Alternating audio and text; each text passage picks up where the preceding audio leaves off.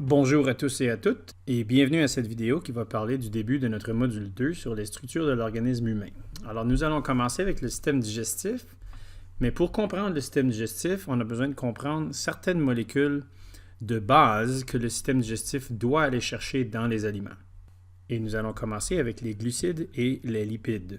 Maintenant ça vient d'une branche de la science qui s'appelle la biochimie, et la biochimie, c'est tout simplement l'étude de la chimie dans les organismes vivants. Maintenant, quand on parle de chimie dans les organismes vivants, il y a des tonnes et des tonnes de différents types de molécules qui gèrent les systèmes vivants, mais il y en a 4 en particulier qu'on appelle les biomolécules. Alors, pour se rappeler que bio veut dire vie, et molécule, évidemment, peut parler de toutes sortes de différents produits chimiques, bien, les biomolécules sont les molécules à la base de toute forme de vie sur notre planète. Si tu trouves un organisme à quelque part, peu importe qu'est-ce qu'il a de l'air, il va être fait à la fois d'hydrocarbures, de lipides, de protéines et d'acides nucléiques. Dans cette vidéo, nous allons examiner de plus près les hydrocarbures. Nous allons voir qu'il existe 3 formes d'hydrocarbures et où nous allons aussi nous concentrer sur les lipides pour voir au niveau moléculaire, d'une façon très très brève, comment sont formés les lipides. Tandis que les protéines et les acides nucléiques seront des sujets pour une autre vidéo.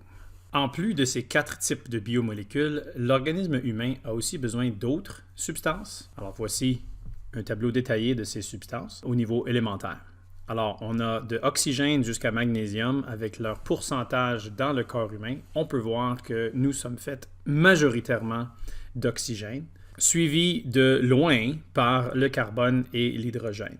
Une fois qu'on rentre dans l'azote, le calcium, le phosphore et autres, on commence à parler de très très petites quantités et encore en plus petites quantités, certains oligoéléments comme le bore, le chrome, le cobalt, le cuivre, etc., où ce que ensemble, ils ont un pourcentage inférieur à 1%. Et on sait tous d'où vient une étiquette comme ceci. Ça, c'est nos valeurs nutritives dans les aliments qu'on consomme. Les pourcentages qu'on a sur le côté, c'est la quantité de ces substances-là, certaines qui sont présentes dans le tableau, qu'on irait chercher à l'intérieur de l'aliment qu'on consomme qui porte l'étiquette. Alors, disons ici, le fer, c'est 4%. Ça veut dire que notre pourcent de valeur quotidienne est 4% si on consomme 4 cuillères à soupe de cette substance. Donc, il va falloir aller chercher d'autres fers ailleurs si on ne veut pas avoir de carence de fer en mangeant uniquement 4 cuillères à soupe de cette substance pendant la journée. Alors, les glucides. On a déjà vu dans l'introduction qu'il y a 3 types de glucides. Nous avons les monosaccharides, les disaccharides et les polysaccharides. Mono veut dire 1, di veut dire 2 et poly veut dire plusieurs. Les monosaccharides, c'est ce qu'on appelle les sucres simples. Puis qu'est-ce que ça veut dire d'être un sucre simple? Ça veut dire tu as la formule chimique CN, H2N, ON. Donc, le N représente une variable. Ça peut être n'importe quoi entre 3 à 6 avant qu'on commence à parler de sucres plus complexes. Alors, un exemple qu'on connaît tous, c'est cette belle molécule-là. Vous avez peut-être déjà deviné son nom. C'est le glucose. Donc, si on compte les atomes de carbone, il y en aura 6. Si on compte les atomes d'hydrogène, il y en aura 2 fois 6, donc 12. Et si on compte les atomes d'oxygène, il y en aura aussi 6. Mais le glucose n'est pas le seul sucre simple qui existe dans notre corps. Nous avons d'autres molécules qui ont la même formule chimique, C6H12O6, qui ne sont pas le glucose. Je vous en présente une couple. Alors, cette molécule, c'est le fructose, et celle-ci, c'est le galactose. C'est un sucre qu'on retrouve seulement dans l'espace. C'est une blague. Alors, glucose, fructose et galactose sont tous des sucres qui ont la formule chimique C6H12O6. Plus tard, dans un cours de chimie, vous apprendrez qu'on appelle ça des isomères. Les isomères, c'est des molécules qui ont les mêmes nombres de chaque sorte d'atome, alors la même formule chimique, mais pas la même configuration chimique. C'est-à-dire ici, l'emplacement spécifique des différents atomes change les propriétés physiques et chimiques de la molécule, formant une différente molécule, malgré qu'ils ont le même nombre de carbone, d'hydrogène et d'oxygène. Un autre exemple de sucre simple qu'on rencontrera dans nos parcours biologiques sûrement, c'est les pentoses. Pento venant du grec qui veut dire 5. Alors ces sucres-là auraient la formule chimique C5H10, 2 fois 5, O5. Alors, c'est une catégorie de sucres, plusieurs différents sucres, comme il y a plusieurs différents sucres qui sont des hexoses, nous avons plusieurs différents pentoses. On pourrait aussi avoir des trioses, qui sont des sucres faits de C3H6, O3. J'imagine que vous comprenez le principe. Les disaccharides. Di veut dire deux, donc deux saccharides. Saccharide veut dire sucre. Alors, dans les disaccharides, c'est un petit peu plus complexe que les un seul sucre. C'est deux sucres. Alors, nous aurons deux sucres attachés ensemble. Alors, ce n'est plus seulement un glucose, ça pourrait être deux glucoses. On enlèverait une coupe d'atomes et il y aurait une liaison chimique formée entre les deux. Et ce sucre, ce disaccharide, c'est ce qu'on appelle le maltose. Okay, vous avez probablement commencé à remarquer que ça finit avec ose, glucose, fructose, galactose, triose, pentose. Les sucres, leurs noms ont tendance à finir avec ose. Ce n'est pas tous les sucres que leur nom finit avec ose. Il y a quelques exceptions, mais on est garanti que si ça finit avec ose, c'est un sucre. Alors, le maltose, deux glucoses. On a aussi glucose, fructose qui pourrait être attaché ensemble. Ce disaccharide, c'est ce qu'on appelle le saccharose. Et le saccharose porte le nom de sucrose en anglais, c'est le sucre de table. Ça, c'est le stuff blanc, les cristaux de sucre blanc qu'on met dans les aliments pour leur donner un goût sucré. Tandis que le maltose n'a pas de goût sucré. Donc, parfois, dans les aliments sucrés, si vous ne voyez pas saccharose, vous allez peut-être voir glucose, fructose dans la liste des ingrédients. Ça veut dire que ça contenait du saccharose. Et un dernier exemple, glucose et galactose forment un disaccharide qui porte le nom de lactose. Sûrement, vous avez entendu parler du lactose. Il se trouve dans le lait. C'est le sucre qui est retrouvé dans le lait. Et ceux qui ont une intolérance au lait, ils ont une intolérance au lactose. Ils n'ont pas l'enzyme nécessaire pour briser le lactose en deux, sucre simple. Parlant d'enzymes, l'enzyme qui digère le maltose, c'est la maltase. L'enzyme qui digère le saccharose, c'est la saccharase. Et l'enzyme qui digère le lactose, vous avez deviné, c'est la lactase. Donc, une autre chose qu'on remarque ici, les enzymes ont une terminaison semblable. Leur nom se termine avec ase. Pas toutes les enzymes, mais une grande quantité d'enzymes, leur nom finit avec ase. On verra quelques exceptions plus tard. Polysaccharides, bien plusieurs sucres. Et quand on dit plusieurs ici, ce n'est pas 3 ou 4 sucres, c'est des centaines de sucres simples attachés ensemble. Quand on parle de polysaccharides, on a quelque chose qui ressemblerait à ceci. Donc, plusieurs glucoses attachés ensemble, ça continue ici, on parle de centaines de glucoses. Et un exemple de ce type de sucre, c'est l'amylose. Encore une fois, finit avec ose, mais l'amylose porte un nom commun. On réfère à l'amylose beaucoup plus souvent sous le nom d'amidon. Et l'amidon, c'est la réserve d'énergie chez les végétaux. Nous, les humains, ou les animaux en général, on ne peut pas former d'amidon. On forme une autre forme de réserve, de longues chaînes de glucose. Alors, un principe très semblable. Il y a quelques différences, mais on n'entrera pas dans les détails. Nous, au lieu de former de l'amidon, on forme le glycogène. Donc, le glycogène, c'est la réserve d'énergie glycémique chez les animaux et l'amidon chez les végétaux. Maintenant, les lipides. Bien, tout comme les glucides, on va voir ici 3 types de lipides. Nous avons ce qu'on appelle les graisses. Un que vous connaissez déjà, les phosphoglycérolipides, aussi connus sous le nom de phospholipides. Bien sûr que ce sont des lipides, ils portent le nom lipide. Et les stérols, qui sont une catégorie de lipides, mais on va surtout parler du cholestérol. Mais commençons d'abord avec les graisses. Donc, c'est quoi une graisse? C'est fait de glycérol. Alors, voilà le glycérol. Maintenant, à ce glycérol, on peut ajouter soit 1, soit 2 ou 3 acides gras. Alors, il y a de la place pour 1 ou 2 ou 3 acides gras. Quand c'est seulement un acide gras, donc glycérol avec un acide gras, pour former, on va le dessiner ici, c'est ce qu'on appelle un monoglycéride. Si c'est glycérol avec 2 acides gras, je vais le dessiner ici, Ça, c'est ce qu'on appelle un diglycéride.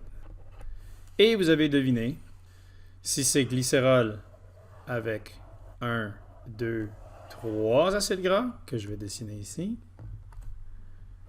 c'est un triglycéride. Facile, mono 1, di 2, tri 3. Mais là, la question, c'est quoi un acide gras? Bien, si on regarde ici notre acide gras, la partie qui est juste ici, qui est la longue chaîne de carbone, avec tous ces hydrogènes, ça, c'est la partie qu'on appelle le gras. Et la partie ici au bout, qui est le COOH, ça, c'est l'acide carboxylique. Alors, c'est la partie acide. Donc, on l'a appelé un acide gras parce que c'est un acide gras. Maintenant, dans le monde des acides gras, il y en a deux types. Il y a les acides gras saturés et les acides gras non saturés. Les acides gras saturés sont dits saturés en hydrogène. Alors, contenant le montant maximum d'hydrogène. Si on regarde un exemple d'un acide gras, on peut voir que le carbone a formé le montant maximal de liaison chimique qu'un carbone peut former, c'est-à-dire 4. Donc, il n'y a pas de place pour un seul atome supplémentaire d'hydrogène sur cette longue chaîne carbonée. L'acide gras non saturé, il n'est pas saturé en hydrogène. Alors, c'est encore une longue chaîne de carbone, mais à certains endroits, dans ce cas ici, juste ici, il y a une liaison double entre deux de ces atomes de carbone. Donc, pour pouvoir former la liaison double, on doit sacrifier une liaison avec un hydrogène. Fait qu'il y a encore de la place ici pour un hydrogène et il y a encore de la place ici pour un hydrogène. Alors, en n'ayant pas ces atomes d'hydrogène, ils sont non saturés. Maintenant, les gras non saturés sont habituellement solides à la température de la pièce et à la pression normale. Et ce sont des gras qui sont surtout animal. Ça ne veut pas dire qu'il n'y a pas des gras saturés dans les végétaux, ou des gras non saturés dans les animaux, mais les gras saturés sont majoritairement animaux. C'est le contraire pour les gras non saturés. Ils sont habituellement liquides à la température ambiante et à la pression normale, donc on parle d'huile. Ici, c'est les gras comme on le connaît sur le côté d'un steak. Ici, c'est plutôt les huiles, l'huile végétale, l'huile d'olive, etc. Donc, ce sont des gras végétaux. Il est possible de forcer des hydrogènes à s'ajouter à la molécule. C'est ce qu'on appelle l'hydrogénisation des gras non saturés. Et ça, c'est utilisé dans un processus pour transformer les huiles en quelque chose de plus solide, dans le cas de la margarine. Donc, la margarine, c'est des huiles qu'on a utilisées en les hydrogénisant pour leur donner des propriétés plutôt solides. Donc, ça nous amène au débat de beurre versus margarine. On ne rentrera pas là-dedans, ça serait un sujet pour une autre vidéo. Deuxième type de lipides, c'est les phosphoglycérolipides. On va aller vraiment vite là-dessus parce qu'on les connaît déjà. Les phosphoglycérolipides, ce sont nos lipides dans la bicouche phospholipidique de la membrane plasmique. Maintenant, si on fait un grossissement d'un phospholipide, on aurait une molécule assez complexe qui ressemble à ceci. Donc, on peut voir juste ici, dans cette région, notre molécule de glycérol. Et à ce glycérol, nous avons deux acides gras, un saturé et un non saturé. Il y a de la place pour un troisième acide gras, comme on a vu tantôt, mais cette position-là, elle est occupée par le phosphate et un autre composé qui ne nous inquiète pas. La raison qu'on l'appelle le phospho, c'est à cause du phosphate, glycérol et lipide à cause des acides gras. Donc, les phosphoglycérolipides dans les membranes biologiques. Et notre dernière forme de gras, c'est la catégorie de gras qu'on appelle les stérols. Il y en a plusieurs types. On va se concentrer ici sur le cholestérol et ses fonctions. Contrairement à ce qu'on a tendance à penser, on va chez le médecin, on fait des tests de cholestérol, il est mauvais, on ne le veut pas. Contrairement à ce qu'on pense, le cholestérol est indispensable à la vie humaine ou la vie animale en général. Qu'est-ce que le cholestérol a donc comme fonction dans notre corps? Il a des fonctions très importantes, comme assurer la bonne fluidité des membranes. Si on se souvient de notre membrane plasmique, nous avons les phospholipides qu'on a vus tantôt, des protéines de toutes sortes, mais on peut voir ici et là, parsemées dans la membrane, des molécules de cholestérol. Ce cholestérol est là pour assurer la bonne fluidité, c'est-à-dire empêche les phospholipides de devenir trop proches les uns les autres, et donc la membrane devient trop solide, perd sa fluidité importante. et empêche aussi les phospholipides de s'éloigner trop les uns des autres. Quand est-ce que les phospholipides feraient ceci? Quand les cellules refroidissent, toute molécule veut se rapprocher, le cholestérol va jusqu'à un certain point. Ce n'est pas 100% efficace. Là. Si tu gèles trop une cellule, elle va toujours mourir. Et l'inverse, quand la cellule se réchauffe, le cholestérol va accomplir sa fonction pour empêcher que les phospholipides s'éloignent trop pour que la membrane se désintègre. Une autre fonction du cholestérol, c'est plutôt une catégorie de fonctions. Le cholestérol est une molécule qui est utilisée dans la synthétisation de d'autres types de molécules complexes dans notre corps, telles la vitamine D et certaines hormones. Donc, ça, c'est le cholestérol. C'est une molécule assez complexe. C'est 4 molécules cycliques qui sont collées ensemble ou attachées ensemble par des liaisons chimiques. Et cette chaîne juste ici va être modifiée dans la fabrication des autres molécules.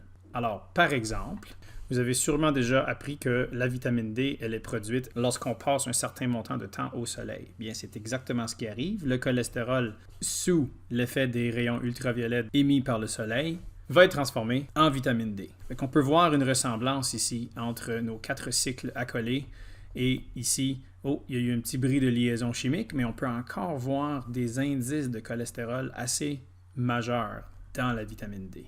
Un autre exemple, si on veut parler de la production d'hormones, bien, la testostérone, une hormone qui est quand même assez bien connue, on peut voir ici encore nos 4 cycles et la modification de cette partie pour former la testostérone. Et un autre exemple, pas mal moins connu, on n'a peut-être jamais entendu parler d'estradiol, mais l'estradiol, c'est une sorte spécifique d'estrogène, donc les hormones féminines, tandis que la testostérone d'il y a quelques secondes, c'était une hormone masculine. Bien, on peut encore voir nos soupçons de cholestérol dans l'estradiol. Donc, nous ne pouvons pas former cette hormone sans le cholestérol. Donc, ceci marque la fin de notre vidéo sur les glucides et les lipides. Bonne fin de journée.